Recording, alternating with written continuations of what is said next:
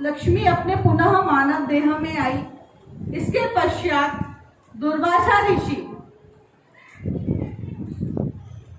भगवान विष्णु जी को यह आशीर्वाद देते हैं कि हे भगवान, हे नाथ, मेरे से जो अनजाने में भूल हो गई थी, मैं माँ को मैंने दे दिया था, तो मैं यह वरदान देता हूँ कि आज के बाद अगर कोई राजा युद्ध पे जाएगा तो वह घोड़े पे बैठ के जाएगा, और अपनी घर की लक्ष्मी को लेने जाएगा तो घोड़ी पे बैठ के जाएगा। तो यह कथा है, यह रहस्य है कि जब भी दूल्हा अपने विवाह करने के लिए जाता है तो घोड़ी पे बैठ के जाता है, बाकी युद्ध में जाए बग्घी पे बैठे तो वो तो घोड़ा चलता है, पर विवाह के समय विशेष करके घोड़ी का ही प्रयोग होता है। भगवान हैग्रीव की जयंती कब आती है? अगर आपने हैग्रीव जयंती के दिन में घोड़ा और घोड़ी की अगर पूजन कर ली तो आपके घर में कभी लक्ष्मी की कमी नहीं रहेगी। भगवान हैग्रीव की जयंती आती है अक्षय तृतीया के दिन। उसी दिन भगवान विष्णु जी ने हैग्रीव का अवतार लिया था। भगवान हैग्रीव के अवतार का एक और कारण है, जब प्रलय हुआ था सृष्टि में, सारे दुनिया में, सारी सृष्टि में, जहाँ पानी, वहाँ बरसात, वहाँ ज्वालामुखी फट रहे थे, उसी समय जो ब्रह्मा जी के 4 पुत्र थे, जो गायत्री और ब्रह्मा जी के पुत्र थे, अथर्ववेद, ऋग्वेद, सामवेद और यजुर्वेद, यह वेद क्या हुआ, इधर उधर भटकने लगे, क्योंकि ये तो पत्र में थे। भगवान विष्णु जी का जो ये स्वरूप था हैग्रीव भगवान का, इस रूप को धारण करके भगवान जल्दी जल्दी दौड़ करके आए हैं और उन वेदों को एकत्रित करके पुनः ब्रह्मा जी को दिया है। आपने कहीं ऐसा चित्र भी देखा होगा, भगवान हैग्रीव ब्रह्मा जी को वेद दे रहे हैं इस प्रकार से।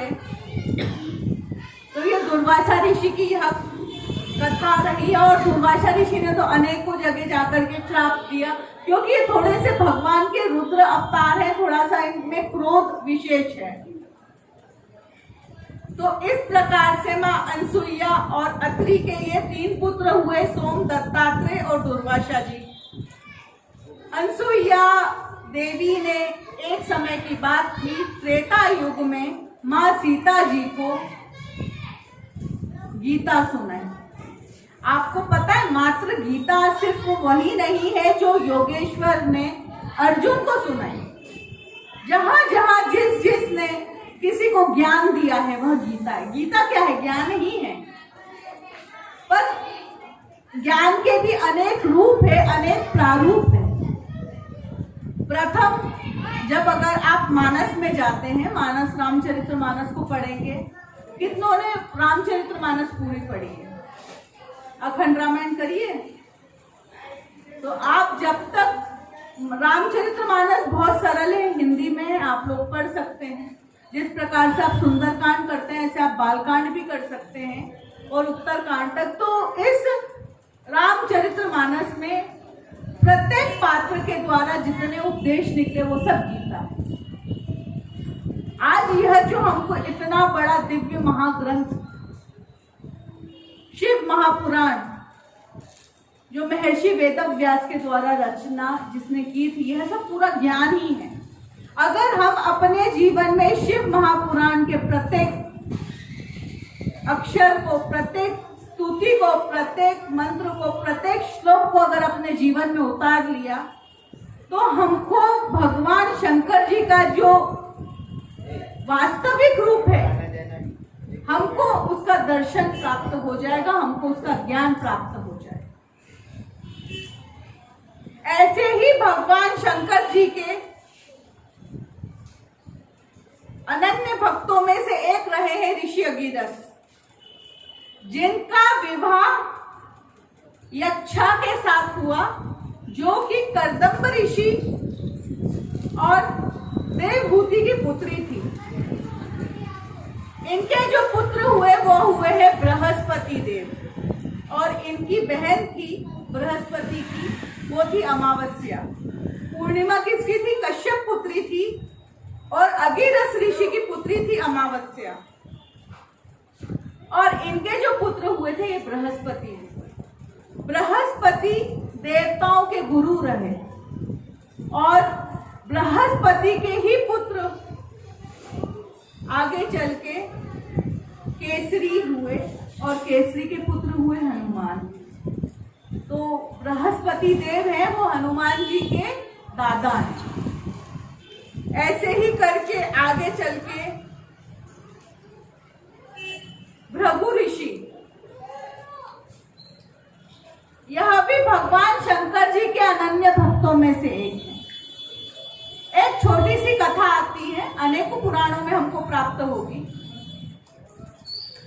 भृगु ऋषि तीनों देवताओं की परीक्षा लेने के लिए गए कि कौन से देवता श्रेष्ठ है, ब्रह्मा श्रेष्ठ है, विष्णु श्रेष्ठ है या शंकर श्रेष्ठ है। शंकर जी के पास गए और कहते हैं, अरे भृगु ऋषि आप आइए आइए बैठिए, आपका स्वागत है। भृगु ऋषि बोलते, अरे तुम कौन से देवता हो भाई, आप भस्मी लगाए रखते हो, भांग धतूरा लेते हो, क्या नाम के देव हो, तुम कोई देवता श्रेष्ठ नहीं हो। जब देखो जब समाधि में लगे रहते हो, कोई अपने भक्तों का तुमको अता पता नहीं रहता। अब उसके पास में गए ब्रह्मा जी के पास। ब्रह्मा जी को देखा कि वो अपनी सरस्वती के साथ में बैठे हैं, तो अब वहां पर भृगु ऋषि ने भी उनको बोल दिया कि तुम देवता भी श्रेष्ठ नहीं हो। क्यों श्रेष्ठ नहीं हो, हमेशा अपनी पत्नी के साथ बैठे रहते हो, सृष्टि की चर्चाएं करते रहते हो। अब अंत में क्या हुआ, चले गए विष्णु जी के पास। अब विष्णु जी को देखा, वो शेष नाग पे लेटे हुए थे, लक्ष्मी माँ उनके चरण पखार रही थी, चरण दबा रही थी। अंत में जाकर के यह हुआ कि भृगु ऋषि ने जहाँ भगवान शेष सैया पे सो रहे थे, जाकर के एक अपनी लता को उनकी छाती पर प्रहार कर दिया। वहीं पर लक्ष्मी जी देख करके क्रोधित हो गई कि अरे कोई ऋषि है तो इसका क्या मतलब कि हमारे भगवान को, हमारे स्वामी की छाती पे लात मार दे। उसी समय भगवान के नेत्र खुले और नेत्र खुलते से ही भृगु ऋषि को ऊंची आसन पे बिठाया और उनके पैर प्रक्षालन करने लगे और कहने लगे कि अरे मेरा हृदय है वो बहुत ही कठोर है, तुम्हारे इतने नाजुक नाजुक चरणों पे घाव पड़ गया होगा, लाओ थोड़ा सा मैं इस पे कुछ औषधियों का लेपन कर देता हूँ। फिर भृगु ऋषि को लगा कि यही देवता सबसे श्रेष्ठ है, कम से कम इन्हें आए हुए अतिथि का सत्कार करना मालूम।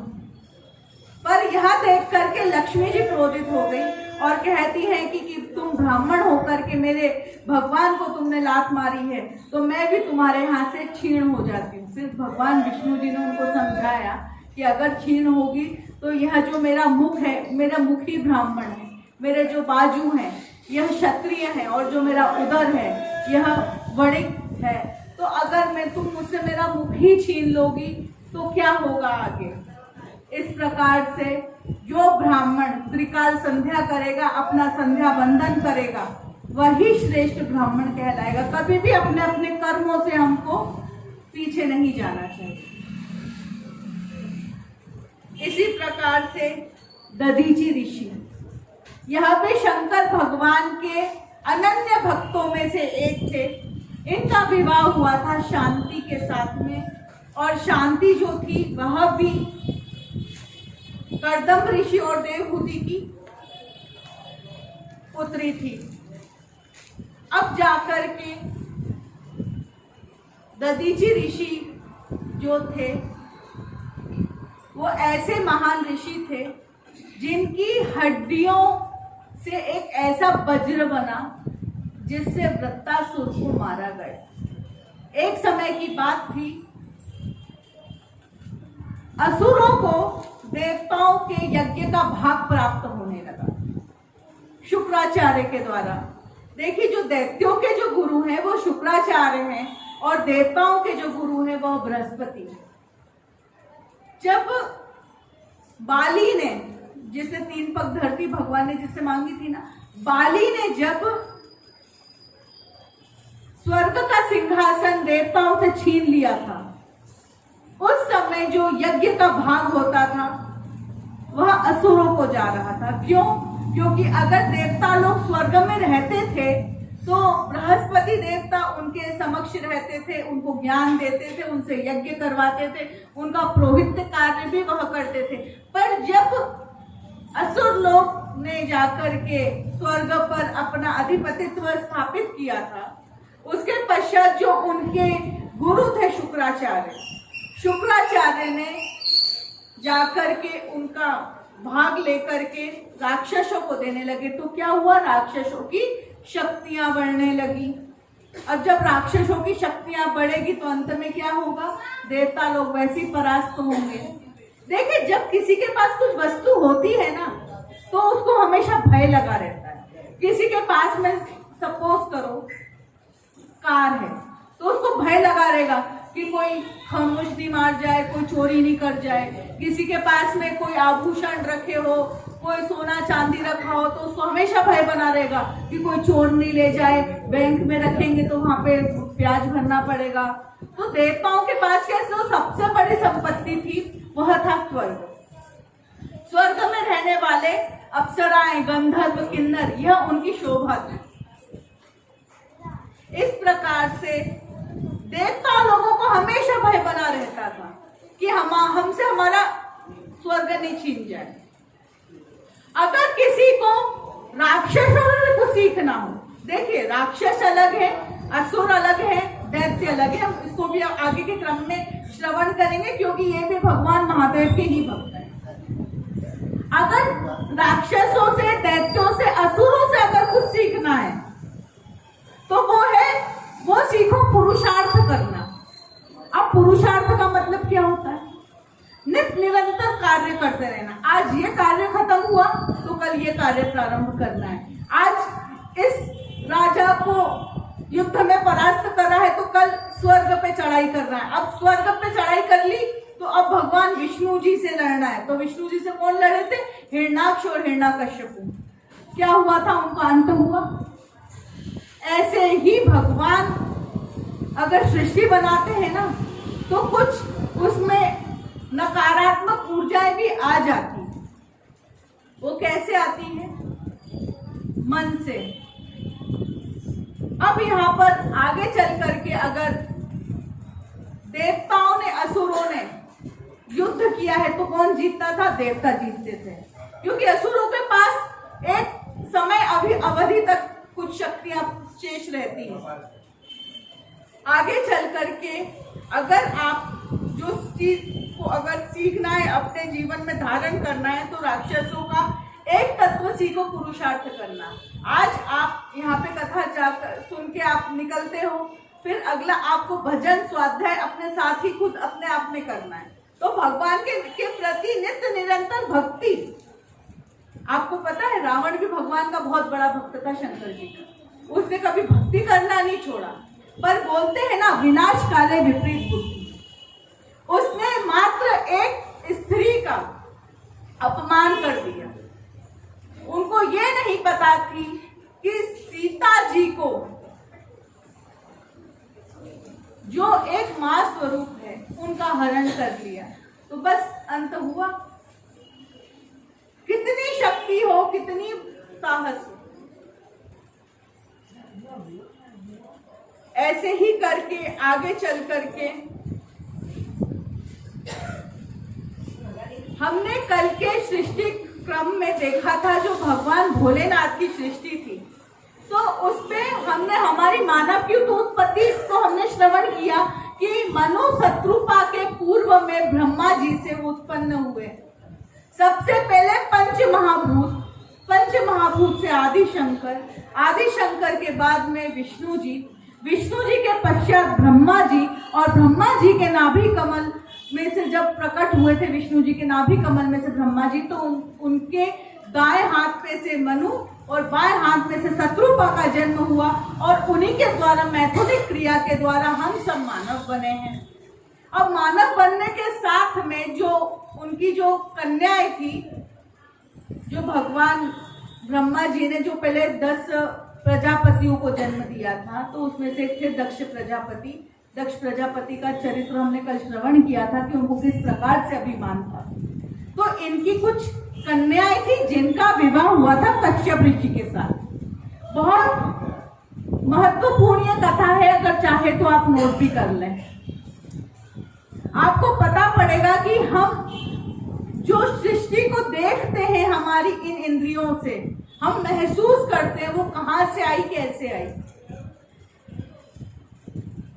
दक्ष की एक पुत्री थी जिसका नाम था अदिति। उनका विवाह हुआ था कश्यप ऋषि के साथ। देखिए, जो कश्यप ऋषि मैंने आपको बताया, मरीचि और कला के जो पुत्र थे कश्यप ऋषि, इनके द्वारा ही कश्मीर राज्य का स्थापित हुई। और जो अदिति और कश्यप के जो पुत्र थे वो समस्त आदित्यगण थे, देवतागण थे। वायुदेव, अग्निदेव, इंद्रदेव, जितने भी देवता, कुबेर भगवान, ये सब इन्हीं के पुत्र थे। इसके साथ में वामन भगवान, अभी वामन द्वार से आएगी, तेरे द्वार खड़ा भगवान भगत कर तेरे चूड़ी। एक समय की बात थी, जो देवतागण थे, देवताओं के ऊपर बहुत ही बड़ा विपत्ति का पहाड़ टूट पड़ा, क्योंकि असुरों ने उनका स्वर्ग का सिंहासन उनसे छीन लिया था।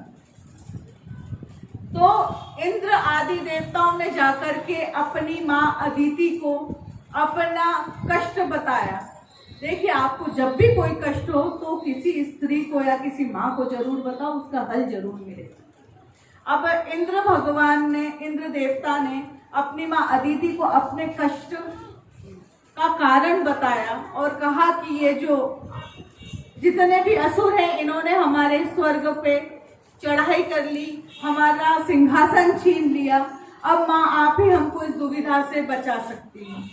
तो अदिति माता कश्यप ऋषि के पास जाती है और कहती है कि देखिए, जो मेरे पुत्र हैं, जितने भी आदित्यगण हैं, देवतागण हैं, यह कभी बहुत ही ज्यादा कष्ट में हैं, और जितने भी असुर हैं उन्हीं के भाई हैं, सौतेले भाई।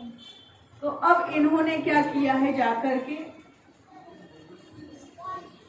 मेरे पुत्रों का सिंहासन और उनका स्थान उनसे छीन लिया। अब आप मुझे ऐसा कोई उपाय बताओ स्वामी कि जिससे मेरे पुत्रों के कष्टों की निवृत्ति हो। अब कश्यप ऋषि ने कहा उनसे कि ऐसा करो, आप पयोव्रत करो। पयोव्रत के बाद में आपको एक ऐसी संतान होगी जो आपके पुत्रों को उनके कष्टों से मुक्त करवा देगी। तो कश्यप ऋषि के कहने पे अदिति माता ने पयोव्रत किया। अब ये पयोव्रत क्या होता है? यह व्रत 12 दिन का होता है। ये फागुन में किया जाता है। फागुन की दूज को फुलहारी दूज आती है। होली के दूसरे दिन फुलहारी दूज से लेकर के कब तक होता है? ये शिवरात्रि के 2 दिन पूर्व तक। इस पयोव्रत में होता क्या है, अगर किसी को यहाँ पे संतान नहीं है तो वो भी ये पयोव्रत करेगा तो उनके यहाँ पे जरूर से भगवान कृपा करेंगे और संतान होगी। यह पयोव्रत करने के लिए ब्रह्मचर्य का पालन करना पड़ता है और नीचे जमीन पे सोना पड़ता है। इसमें केवल दूध ही लेते हैं और कोई अन्य फलाहार नहीं लेते हैं। दूध का बना आप कलाकंद लें या कुछ लें, पर दूध के अलावा और इस व्रत में कुछ नहीं लिया जाता है। अगर पति पत्नी यह व्रत दोनों मिलके करे तो उनके यहाँ पे भी संतान भगवान वामन जैसी होगी। इस प्रकार से अदिति माता ने पयोव्रत किया और पयोव्रत के पश्चात हुआ क्या, भगवान ने भादो मास की द्वादशी तिथि को वामन रूप में जन्म लिया। बोलिए वामन भगवान की। अब भगवान वामन आए तो क्या किया था, बलि से 3 पग धरती मांग ली। तो तीनों धरती में एक पाँव में तो पूरी पाताल, अतल, सुतल, तलातल, महातल सब नाप करके बस मात्र एक शेष रह गया था। तो क्या किया था, बलि के सर पे रख लिया था। ये कथा तो प्राय सभी को श्रवण करी हुई। ऐसे ही अदिति के जो 2 पुत्र थे तो वह थे आदित्यगण और वामन भगवान। दीति से दैत्य हुए। जो दीति थी उनसे सारे दैत्य हुए। मैंने आपसे कहा था दैत्य अलग है, दानव अलग है। अब यहाँ पर जो दनु थी, दनु से हुए दानवगण और काष्ठा से हुए अश्वगण। अभी अश्वगण कैसे, मात्र घोड़ा नहीं, आपने घोड़ा देखा होगा, खच्चर देखा होगा, झेबरा देखा होगा, एक ही कैटेगरी के। और क्या कट्टू चलते हैं उधर वैष्णो देवी में, वो और गधे, ये एक ही प्रकार के ये अश्वगण हैं। इसके बाद में अनिष्ठा थे, अनिष्ठा से हुए सारे गंधर्व। गंधर्व का कर्म सिर्फ गाना है। और सुरसा, आपने सुंदरकांड सुनी है, तो उसमें आती ना सुरसा नाम अहि के ही माता। तो सुरसा भी कश्यप जी की पत्नी थी और इनसे हुए सारे राक्षस। धनु से दानव, दीति से दैत्य और सुरसा से असुरगण। इला नाम की पत्नी से सारे वृक्ष बने, पीपल, बरगद, अमरूद, जितने भी फल पुष्प देने वाले जितनी भी लताएं पताएं हैं, सब इला नाम की पत्नी से इनको प्राप्त हुए। सुरभि नाम की इनकी पत्नी थी कश्यप ऋषि की, तो इनसे हुए गौ और महिष। और वीनता का जो पुत्र था, बड़ा पुत्र का नाम था अरुण और दूसरा जो पुत्र था उनका नाम था गरुड़। और कद्रु नाम की पत्नी से हुए नागवंश। अब ये देखिए, नागवंश की भी कथा बड़ी निराली। भगवान शंकर जी को भुजंग का हार अति प्रिय। देखा कभी सर्प को हाथ लगाया है? जब हम काशी में पढ़ते थे तो मात्र 7 वर्ष के एक बालक ने मुझे कहा कि माता जी, जो सर्प का शरीर रहता है ना, बहुत ठंडा रहता है। बोला कि आपको कैसे पता? तो बोला कि मैंने हाथ में पकड़ के वो फेंक दिया, और जब भी पकड़ो तो उसको हाथ, जहाँ पे उसका मुख है वहाँ पे कुछ थोड़ी बहुत एक्टिविटी करके उसका मुंह पकड़ लेना चाहिए और दांत तोड़ के उसका विष निकाल देना चाहिए। तो फिर सर्प हम को काटे भी तो भी अपने को कुछ असर नहीं होगा, क्योंकि काशी सच में बहुत ज्ञान की नगरी और वहाँ पे मेरे बाबा विश्वनाथ है। तो अब हम भगवान के जो सबसे प्रिय भुजंगों के हार जिन्होंने पहन रखे हैं, तो उन भुजंगों की कथा को अभी हम श्रवण करते हैं। बोलिए शंकर भगवान की जय। नमः पार्वती पते, हर हर महादेव। नागवंश, ये नागवंश प्रारंभ कहाँ से हुआ, इसकी उत्पत्ति क्या रही? कश्यप ऋषि और कद्रु नागवंश की माता थी। एक समय की बात थी, विनीता ने कश्यप ऋषि से आग्रह किया कि मुझे पुत्र कामना है, मुझे ऐसे पुत्र चाहिए जो भगवान के एकदम निकट रहे। तो कश्यप ऋषि के द्वारा उनको गर्भ धारण के पश्चात 2 अंडे उन्होंने दिए। तो अब जो 2 अंडे थे वो इस प्रकार से थे कि एक समय माता बड़ा इंतजार कर रही थी, विलंब हो गया पर वो अंडे फूटे नहीं। तो माता ने एक अंडा उठा करके फेंक दिया जमीन पे। उससे क्या हुआ, जो अंदर जो जीव पल रहा था तो वह पूर्ण रूप से विकसित नहीं हुए और उनका पूरा शरीर कमर तक तो बन गया पर पैर नहीं बन पाए। वहां पर अवतार हुआ अरुण भगवान का, अरुण देव का। अभी अरुण कौन है? भगवान सूर्य नारायण के साथ भगवान के निकटतम रहना था, तो यह इनके सारथी बने और अपनी माँ विंता को यह श्राप दे दिए कि हे माँ, तुमने मुझे मेरे जन्म अवधि के पूर्व ही इस सृष्टि में लेके आए हो।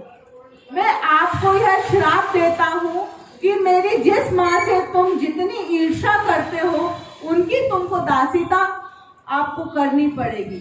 तो अब क्या था, ये जो कद्रु माँ थी, कद्रु माँ इनकी सौतेली माँ थी अरुण भगवान की। ये तो देखिए सब आपस में पूरा परिवार ही था कश्यप ऋषि का। तो अब यहाँ पर ये हुआ कि कद्रु माता की इनको दासीता स्वीकार करनी पड़ी और कद्रु माँ ने भी कश्यप ऋषि से आग्रह किया कि जिस प्रकार से विंता को आपने गर्भ दिया है, मुझे भी संतान कामना है, मुझे भी संतान चाहिए।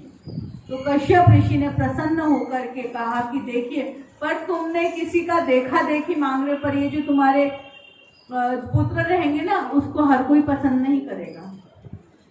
अब कश्यप ऋषि की कृपा से कद्रू माँ को गर्व होता है, समय अनुसार वह अंडा जो था वो फटता है, उसमें से 1000 प्रकार के सर्प निकलते हैं। अब 1000 प्रकार के सर्प हैं, आपको पता है, किंग कोबरा, एनाकोंडा, कोबरा और पता नहीं कितने प्रकार की जो जाति होती ना सर्प की। आप ऑस्ट्रेलिया में जाके देखो, वहाँ पे हरे, नीले, पीले, लाल, हर प्रकार के सर्प मिलेंगे। ये केचुए को मत गिनना, पर है वो सब उन्हीं की जाति। इस प्रकार से ये सर्प हुए। अब सर्प तो हो गए, इसके बाद ये हुआ, समय उपरांत जो विंता माँ का जो दूसरा अंडा था वह भी फूटा और उसमें से भगवान गरुड़ जी का प्रादुर्भाव हुआ। बोलिए गरुड़ भगवान की। गरुड़ किसको कहते हैं? घंटी को कहते हैं, पर ये भगवान विष्णु जी का वाहन है। जब चलते हैं तो इनके पंखों में से सामवेद की ध्वनि होती है। और गरुड़ भगवान अपनी माँ विंता से कहते हैं कि हे पुत्र, जब माता से कहते हैं कि हे माँ, मैं आपकी क्या सेवा करूं, मेरा इस जीवन में, इस सृष्टि में आने का क्या कारण है, तो बस विंता माँ उनसे यही कहती है कि मैं अभी वर्तमान में कद्रू माँ की दासी हूँ, मुझे इनकी दासीता से मुक्ति पानी है। तो अब यहाँ पर दासीता से मुक्ति पाने के लिए उन्होंने, गरुड़ ने उनके भ्राताओं से कहा कि देखिए, जो मेरी माँ है वो तुम्हारी माँ की दासी है, तुम्हारी माँ की माँ से आग्रह करिए कि मेरी माँ से को अपनी दासीता से मुक्त करें। तो सारे सर्पजनों ने कहा कि चलो ठीक है, हम तुम्हारी माँ की हमारी माँ से दासीता को मुक्त करते हैं, पर उसके लिए तुमको एक प्रयोजन करना होगा। तो गरुड़ भगवान ने, भाई थे उनके, भाई सर्प और गरुड़ की बनती नहीं है कभी भी, पर आग्रह किया कि बताइए क्या आग्रह है, क्या निवेदन है।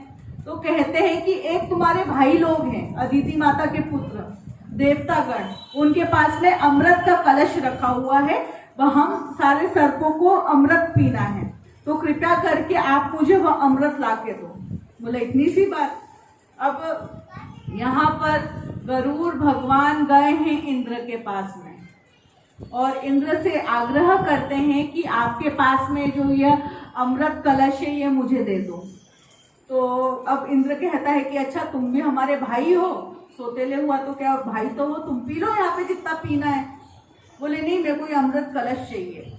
अब उन्होंने प्रयोजन नहीं बताया। अब यहाँ पे गरुड़ भगवान ने आग्रह किया इंद्र देवता से, उन्होंने उनको यह अमृत कलश नहीं दिया। अब दोनों में धीरे धीरे आग्रह मान करने पे वह नहीं माने, तो वहीं पे गरुड़ भगवान ने इंद्र के साथ में युद्ध कर लिया और युद्ध करके इंद्र देवता को परास्त किया है और वह अमृत कलश को लेकर के सीधे के सीधे आए हैं और जाकर के सर्प लोगों को दे दिया और सर्पों से कहा कि देखिए, ये अमृत है, बड़ा पवित्र है, तुम सारे सर्प जात के सबके सब पता नहीं कितने कीट पतंग का भक्षण करते रहते हो, पहले जाओ, पहले अच्छी शुद्ध सरिता में, नदी में स्नान करके पवित्र हो, उसके पश्चात ही आप इस अमृत कलश के हकदार होगे, अधिकारी होगे। तो अब क्या करें, उस समय कलश को क्या कहाँ रखें? तो अब बोले कि मैं कलश तभी दूंगा जब तुम मेरी माता को तुम्हारी माता की दासीता से मुक्त कर दोगे। तो उन्होंने उनकी दासीता से उनकी माँ को मुक्त किया और एक कुशा आसन के ऊपर उस अमृत कलश को रख दिया। सारे के सारे सर्प, जाति उनकी ऐसी है, घूमते घूमते सब चले गए स्नान करने। उतने में इंद्र ऊपर स्वर्ग से मृत्यु लोक पे आए हैं और ले जाकर के अपने कलश को वहां पर सुरक्षित देख उठा करके ले गए। अब उनकी माँ को तो मुक्ति दे दी उनकी दासीता से। अब सब सर्प आ गए, 1000 जो उनके सर्प थे वो सब आ गए और देखने लगे कि अरे, कि वह अमृत कलश गया कहाँ। तो अब गरुड़ के पास में क्रोध से गए और देखा तो गरुड़ भगवान तो अपनी माँ विंता के साथ में बैठे हुए थे, भोजन कर रहे थे। गरुड़ से पूछा कि अमृत कलश कहाँ है? बोले कि मेरे को क्या पता, मैंने तो लाके आपको दे दिया था, आपको ध्यान रखना था, तुम इतने सारे को थोड़े रुक जाते, थोड़े स्नान करने जाते, फिर आके पी लेते। तो अब सारे जितने भी सर्प लोग थे उनको क्रोध आया कि देखिए हमारा जो अमृत कलश था, अब हम तो रेंगते हुए स्वर्ग में जा नहीं सकते, गरुड़ थे तो उड़ करके स्वर्ग में चले गए थे। अब उन्होंने सोचा कि हाँ, जो अमृत कलश था वो इस कुशासन पे रखा था, तो जरूर से इस कुशासन में कहीं ना कहीं तो कुछ अमृत गिरा होगा। अपन अभी कोई फ्रिज में से कोई बोतल निकालते तो बाहर वो ओस ओस जमती है ना, तो उनको भी यही लगा कि अमृत कलश इस कुशासन पे रखा था, तो जरूर से इसमें कोई ना कहीं तो अमृत की कुछ ना कुछ बूंदे बाहर गिरी होगी। इतनी बड़ी कुशासन पे सारे सर्प लोग एक एक कुशा करके चाटने लगे उसको। अब चाटी तो क्या हुआ, उनकी जब से 2 जवान हो गई। वैसे पहले सर्प की एक ही जवान थी, जितनी भी देखोगे छिपकली, मेंढक, सर्प, इनकी सबकी 2 जवान। इंसान को, मानव को चाहिए वो अपनी एक जबान पर रहे। मतलब आपको एक चौपाई याद है, रघुकुल रीत सदा चली आई, प्राण जाए पर वचन न जाए। अगर हमने हमारे जीवन में कुछ अपने मुख से जो बोल दिया तो उस पर हमको अमल रहना चाहिए।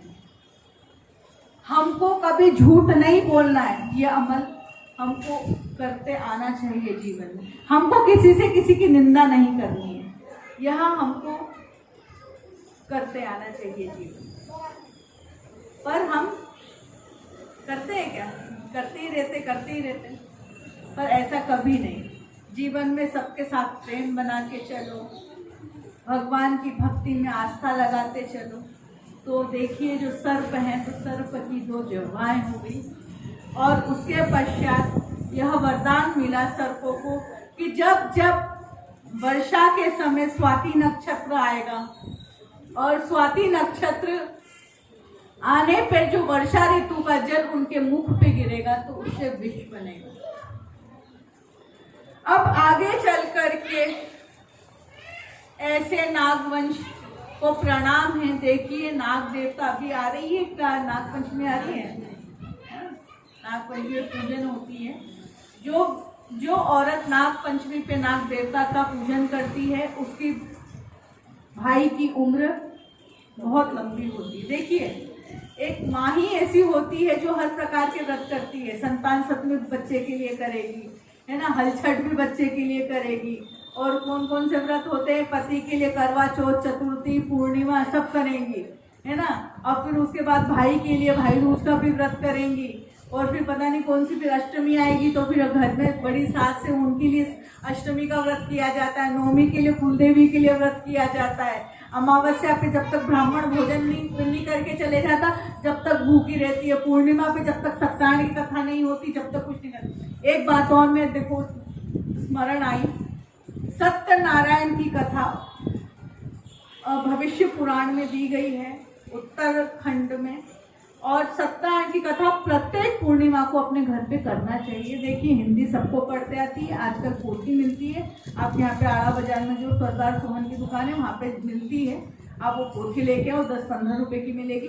आप कुछ नहीं कर सकते, भगवान नारायण को विराजमान करो, एक केले का या आम का जो भी ऋतु फल आपको मिले अब उसका भोग लगाओ, पंचामृत या थोड़ा सा हलवा बना के भोग लगाओ। सत्यनारायण की कथा करते रहोगे, आपका जो व्यापार व्यवसाय जो जिसमें आपको नीचे आ गए हो आपको वापस स्थिर हो जाएगा। उसमें वो लीलावती कलावती की कथा आती है ना, सुनिए सबने। पर आप यह प्रत्येक पूर्णिमा करो। अभी राखी वाले दिन पूर्णिमा आ रही है ना, पहले सत्यनारायण की कथा कर लेना, फिर अपने पियर जाना, देखना आपको उसे डबल दक्षिणा मिलेगी। अब देखिए ऐसी कुछ कुछ चीजें हैं जो हमारे कर्म हैं जो हम नहीं कर पाते हैं, पर हमको कर लेंगे ना तो भगवान हमारे जो कल सुनने वाले थे वो आज सुनते।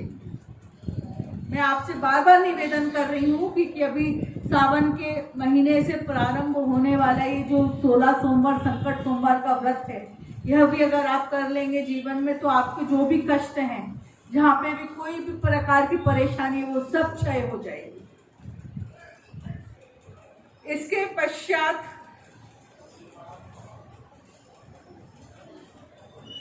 जो भगवान के अगर परम भक्त रहे हैं वह है सबके सब भूतगण। भूत पिशाच निकट नहीं आवे, महावीर जब नाम सुनावे। अब देखो जो हनुमान जी है ये भी भगवान शंकर जी के अवतार हैं, है ना। और इनसे भूत पिशाच भगते हैं और भगवान शंकर जी के साथ साथ भूत आ जाते हैं। ऐसे ही चल करके आगे अब